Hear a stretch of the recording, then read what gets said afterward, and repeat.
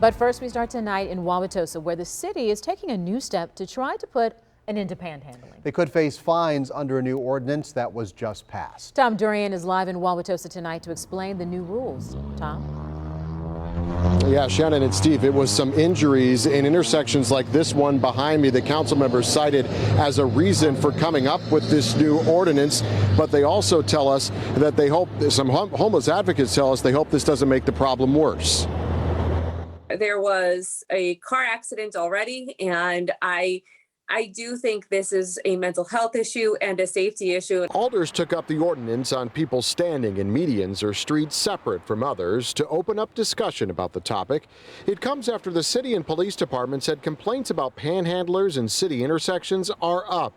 Our cameras captured as many as 3 people in the medians at Mayfair and North this afternoon. And I see this as yet another one of those issues where we don't like what we see on the intersection, and we're asking the police to take care of it. The new ordinance would make it against city code for a person to stand in the median or street unless they are in the process of crossing the street. The new rule even names 12 major streets and intersections in the city, including North and Mayfair.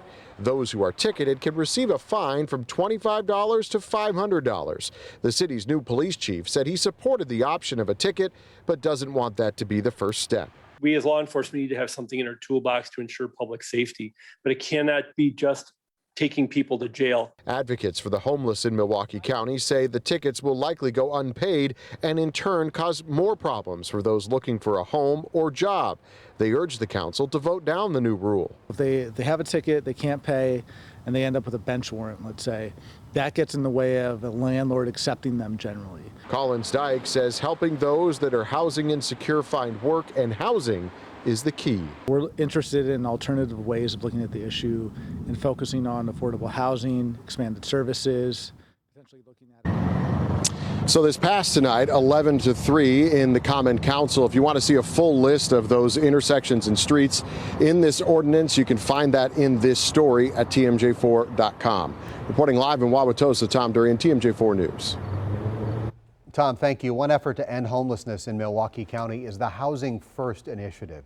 Connecting the dots from that to Tom's story, Outreach Services reports of the people who joined Housing First, 98% had received a municipal citation in the year before entering the program.